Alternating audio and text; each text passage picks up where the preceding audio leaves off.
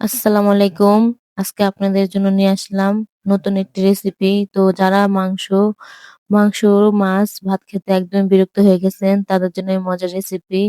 তো যারা একদমই ভালো লাগতেছে না যে মাংস ভাত খেতে আর, তো এই রেসিপিটা একবার যদি বানিয়ে খান তাহলে মাংস ভাতের বিরক্তটা চলে যাবে।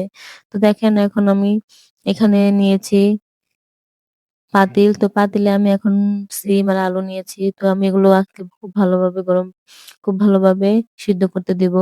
তো এই সিম আলার রেসিপিটি কিন্তু খুবই মজার। আর এই মজাদার রেসিপিটি যদি আপনি ভর্তা বানিয়ে খান, অবশ্যই পেট ভরে ভাত খেতে পারবেন। তো যারা একদমই এই রেসিপিটি বানাতে পারেন না, তাদের জন্য এই রেসিপিটি আজকে আমি নিয়ে আসলাম। তো দেখেন খুব সুস্বাদুভাবে আজকে আমি রেসিপিটা আপনাদের বানিয়ে দেখাবো।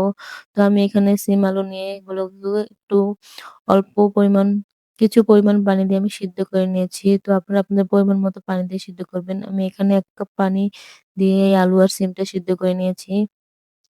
অবশ্যই সিম আর আলু সিদ্ধ করার সময় পরিমাণ মতো পানি দিবেন। বেশি পানি দিলে এটা খেতে খুবই পানসে লাগবে। তো এটা যদি কম পরিমাণে পানি দিয়ে সিদ্ধ করেন তাহলে অবশ্যই এই সিম আর আলু ভর্তা খেতে আপনার কাছে দুর্দান্ত রেসিপি মনে হবে। তো দেখেন আমি এই সিম আলু ভর্তা করার জন্য এখন নিয়েছি এখানে শুকনা মরিচ আর পেঁয়াজ। তো আমি শুকনা মরিচ আর পেঁয়াজটা খুব ভালোভাবে আগে তেলের মধ্যে একটু হালকা পরিমাণ তেলের মধ্যে আমি ভালোভাবে লাল করে ভেজে নিয়েছি। তো আমার পেঁয়াজটা খুব লাল করে ভেজে নিয়েছি। তো দেখেন আমি খুব ভালোভাবে ভাজার পর আমি এখানে লবণ দিয়ে শুকনো মরিচটাকে ভালোভাবে হাতে ফিনিশিং করে নিলাম। তো এখন আমি পেঁয়াজটাও দিয়ে ভালোভাবে এটাকে মাখিয়ে নিচ্ছি। তো অবশ্যই এখানে আপনারা একটু সরিষার তেল দিবেন। তো আমি সরিষার তেল দিয়ে পেঁয়াজটা আর এই লাল মরিচটাকে ভেজে নিয়েছি লাল করে। তো দেখেন এখন আমার মরিচটার পেস্টটা ভালোভাবে হাতে মাখানো হয়ে গেছে। তো এখন আমি সেই সিম আর আলু সেদ্ধ করাটা দিয়ে দিব। তো দিয়েছি এখন আমি ভালোভাবে এগুলো হাতে ভালোভাবে ফিনিশিং করে নিব। তো যারা এই রেসিপিটি বানাতে পারেন না, একবার এই রেসিপিটি যদি আপনি দেখেন অবশ্যই এই রেসিপিটি খুব ভালোভাবে বানিয়ে নিতে পারবেন।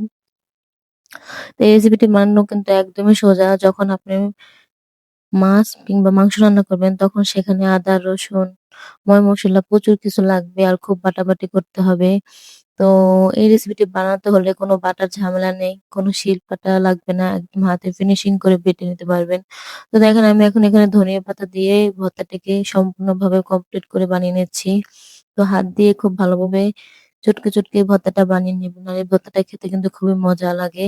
যখন গরম ভাতের সাথে ভর্তাটা খাবেন তখনই বুঝতে পারবেন যে রেসিপিটি কতটাই মজার। তো আমার এই ভিডিওটি যদি আপনাদের ভালো লেগে থাকে তাহলে অবশ্যই আমার চ্যানেলটি সাবস্ক্রাইব করবেন। তো রেসিপিটি কেমন হয়েছে অবশ্যই কমেন্ট করে জানাবেন।